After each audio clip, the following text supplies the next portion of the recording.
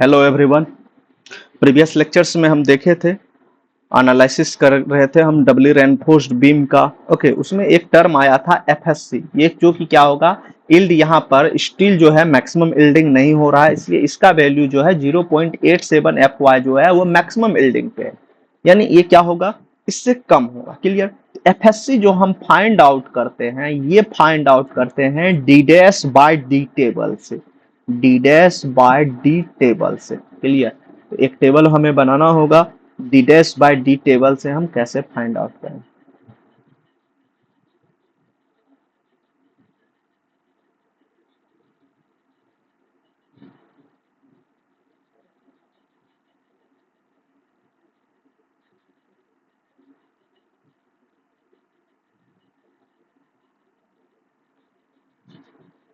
कहा नहीं, ये कभी कभी ऑटोमेटिक स्ट्रेट दे देता है और कभी नहीं देता है। डोंट वरी, ये सब धीरे धीरे प्रैक्टिस में आ जाएगा।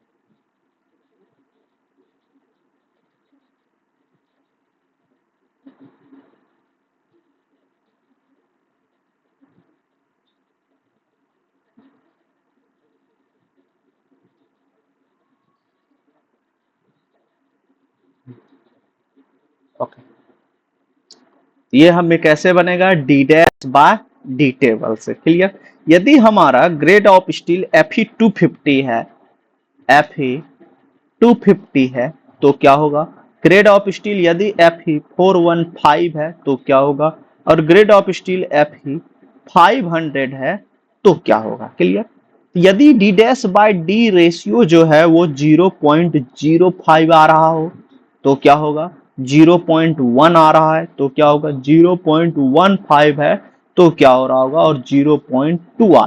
अब ये जरूरी नहीं है कि D dash by D ratio जो है वो हमेशा आपका ये 0.05 या 0.1, 0.15 और 0.2 इससे एग्जैक्ट मैच करे। हो सकता है कि वो 0.13 आ जाए, 0.157 आ जाए, 0.18 आ जाए, कुछ भी पॉसिबल है ना। तो फिर क्या होगा, हमें इंटरपोलेशन मेथड का यूज करना होगा। अब कैसे इंटरपोलेशन करेंगे ये चीज देखेंगे जब क्वेश्चन सॉल्व करेंगे तब। क्लियर, यहां उसको नहीं समझेंगे।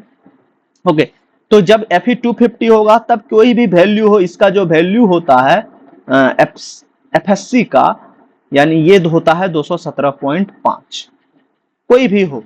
यदि Fe 250 है तो D dash by D ratio कुछ भी हो तो इसका वैल्यू 217.5 होगा। ये चीज आप लोग माइंड में सेट कर लें, 217.5।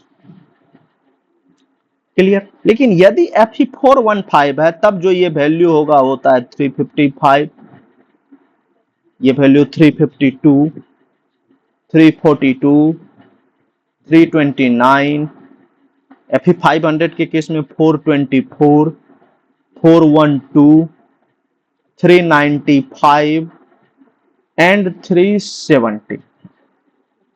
क्लियर। तो Fe 250 में हमें D dash by D ratio कुछ भी आए कोई फर्क नहीं पड़ता है, लेकिन यदि Fe 415 और Fe 500 हमारा ग्रेड ऑफ स्टील है, यदि ये 0.05 0.1 के बीच में आ जाए, 0.08 आ जाए, तब हमें क्या करना होगा, 355 और 352 के बीच में होगा। यदि 415 है तो हमें इंटरपोलेशन मेथड अप्लाई करना होगा। हम बीच का वैल्यू के लिए जो फाइंड करते हैं वो क्या होता है, इंटरपोलेशन मेथड। क्लियर। इसको हम जब क्वेश्चन सॉल्व करेंगे ना तो वहां देखेंगे, क्योंकि ये एग्जैक्ट मैच करना ये पॉसिबल नहीं है, वो हमेशा कुछ ना कुछ वेरी ही करता है। ऐसा केस बहुत कम है कि वो क्या हो, एग्जैक्ट मैच करे।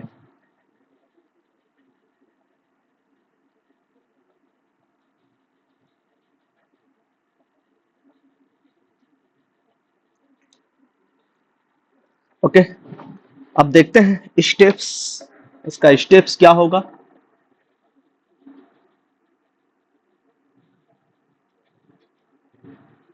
steps for analysis of doubly reinforced beam। Okay, सबसे पहले कुछ ना कुछ गिवन होना चाहिए। जो गिवन होना चाहिए वो क्या होना चाहिए? विड्थ ऑफ बीम होना चाहिए, इफेक्टिव डेप्थ होना चाहिए, एरिया ऑफ स्टील होना चाहिए एएससी, और इफेक्टिव कवर डी डैश, क्योंकि D dash by D table चाहिए। तो जो फर्स्ट स्टेप होगा, सबसे पहले हम क्या करेंगे? Find FCC.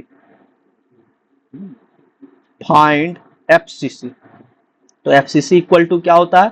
0.45 एफसी के, क्योंकि C2 के लिए हमें ये तो चाहिए। फाइंड एफसी 45 एफसी के, कैरेक्टरिस्टिक्स कंप्रेसिव स्ट्रेस। क्लियर? दूसरा फाइंड एफएससी, क्योंकि हमें C2 चाहिए ही चाहिए। फाइंड एफएससी, और C2 के लिए हमें ये एफसीसी और एफएससी ये दोनों चाहिए। क्लियर? तो फाइंड एफएससी, और ये जो फाइंड करेंगे कहां से फाइंड करेंगे? Number first D dash by D table से फाइंड करेंगे। क्लियर? एक नंबर 2 भी हम आपको दे रहे हैं, ये एग्जाम्स में ही यूज करना है। यदि आपके पास D dash by D table जो है याद नहीं आ रहा है, तब जो है आप इसका यूज करें एज्यूम। तब क्या करें? एज्यूम कर लें एफएससी इक्वल टू जो होगा वो 0.8 ऑफ एफ वाई होगा। ये आप जो है वो एग्जाम में ही यूज करें, अभी नहीं इसको आप यूज करेंगे। क्लियर? तीसरा क्या फाइंड करेंगे? Find एक्सयू, depth of neutral axis. और ये जो एक्सयू होगा वो सिंगली रेनफोर्स का नहीं होगा, ये जो एक्सयू होगा ये डबली रेनफोर्स्ड बीम का होगा। पहले जो हम फाइंड कर रहे थे वो सिंगली का फाइंड कर रहे थे, ये जो एक्सयू है किसका होना चाहिए? डबली का होना चाहिए।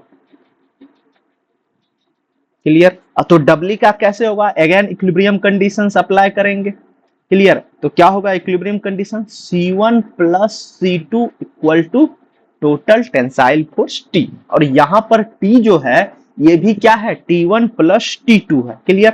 तो C1 और C2 का भी फॉर्मूला देना पड़ेगा ना।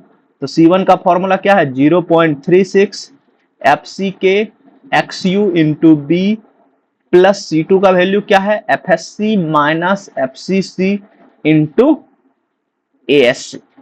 अब ये और equal to total tensile force that mean 0.87 FY AST। अब इस इक्वेशन में क्या है? आपको XU फाइंड आउट करना है। क्लियर? यहां पर FSC आप फाइंड आउट कर चुके हैं स्टेप 1 में, FCC स्टेप 1 में और FSC स्टेप 2 में। ASC जो है वो गिवन होगा। क्लियर? यहां से हम फाइंड आउट करेंगे। नेक्स्ट स्टेप 4 की बात करें तो क्या करना होगा? Find XU limit. Find XU limit, और XU लिमिट फाइंड आउट करने के लिए क्या करते हैं? XU लिमिट इक्वल टू क्या होता है? K into D. ये चेंज नहीं होगा क्योंकि ये ग्रेड ऑफ स्टील पे डिपेंड करता है और cross section sorry effective depth of beam पे डिपेंड करता है, इसलिए इसमें कोई चेंज नहीं होगा। ये सिंगली में भी वही फॉर्मूला था, डबली में भी वही फॉर्मूला रहेगा, लेकिन इसका फॉर्मूला में K का वैल्यू ये आपको याद रखना जरूरी है। इक्वल टू क्या होगा? 0.53 टाइम्स ऑफ D, किस केस में? फॉर Fe 250 के केस में। 0.48 टाइम्स ऑफ D, किस केस में? Fe 415 के केस में। एंड 0.46 टाइम्स ऑफ D, ये किस केस में? Fe 500 के केस में। क्लियर?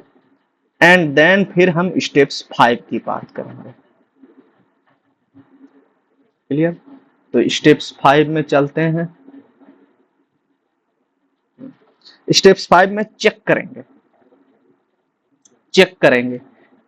एक हमारे पास XU आ गया और एक XU लिमिटिंग आ गया। अब हम सेम उसी तरह चेक करेंगे जैसे सिंगली में करते थे कि ये जो XU है क्या ये XU लिमिटिंग से लेस है या इक्वल है XU लिमिटिंग से। यदि ये XU लिमिटिंग के इक्वल है तो डबली का बैलेंस सेक्शन होगा, और यदि ये XU लिमिटिंग से लेस है तो डबली का अंडर रेनफोर्स्ड सेक्शन होगा। तो यानी बैलेंस और अंडर रेनफोर्स एक्सेप्ट किया जाएगा। तो यदि ये यस है तो ओके है।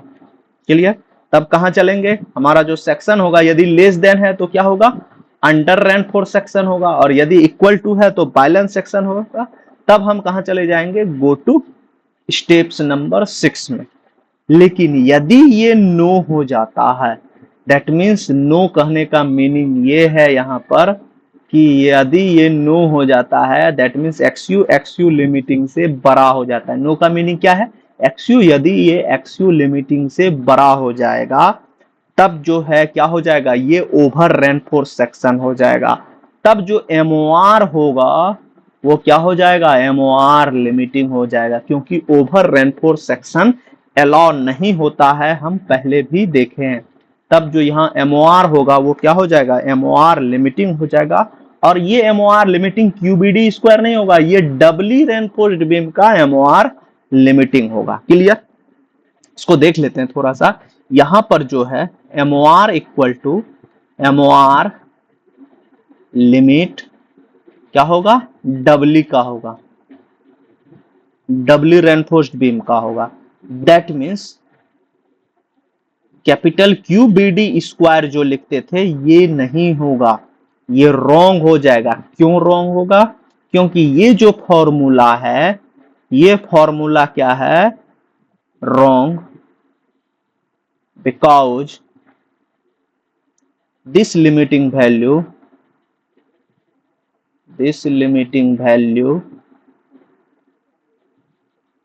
for singly reinforced beam,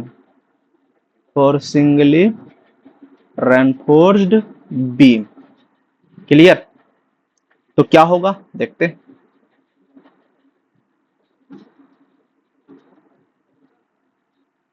तो so MOR limiting double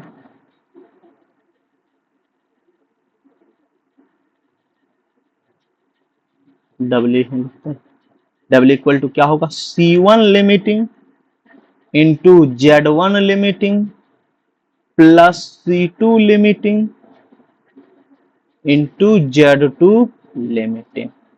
clear. तो C1 लिमिटिंग का क्या है फॉर्मूला, 0.36 FC के XU के जगह क्या हो जाएगा, XU limiting into B into Z1 limiting क्या हो जाएगा, D minus 0.42 XU limiting, distance between two forces C1 और T1 के बीच में हम लीवर आर्म पहले भी फाइंड आउट कर चुके हैं, प्लस नीचे ही लिखते हैं प्लस C2 क्या फाइंड आउट किए हैं, FSC minus FCC into ASC into D minus D dash. याद करिए T2 नीचे से D डैश था और C2 जो है टॉप से D डैश था। तो यहाँ पर जो लीवर आर्म होगा, डिस्टेंस बिटवीन टू फोर्स क्या होगा, इसको थोड़ा सा समझ भी लेते हैं। यहां पर है T2 या T और यहां पर क्या है, C2 है, और ये डिस्टेंस क्या है, D डैश है, और यहां से यहां तक जो ये डिस्टेंस है क्या है, इफेक्टिव डेप्थ है। क्लियर। तो ये जो डिस्टेंस होगा क्या हो जाएगा, D minus D dash. Clear. तो ये हो गया ओवर रेनफोर्स के लिए। नेक्स्ट स्टेप की बात करते हैं, 6, यदि वो लेस देन आ जाएगा, अंडर रेनफोर्स सेक्शन आ जाता है, तब जो एमओआर होगा क्या होगा, C1 into Z1 plus C2 into Z2। तब सिंपल फॉर्मूला, यानी एक्सयू लिमिट नहीं पुट करेंगे, तो क्या हो जाएगा 0.36 FC के XU into B D minus 0.42 XU plus FSC minus FCC into ASC और D minus D dash. Clear. तब ये फॉर्मूला, और यही हमारा क्या है, स्टेप्स है नहीं।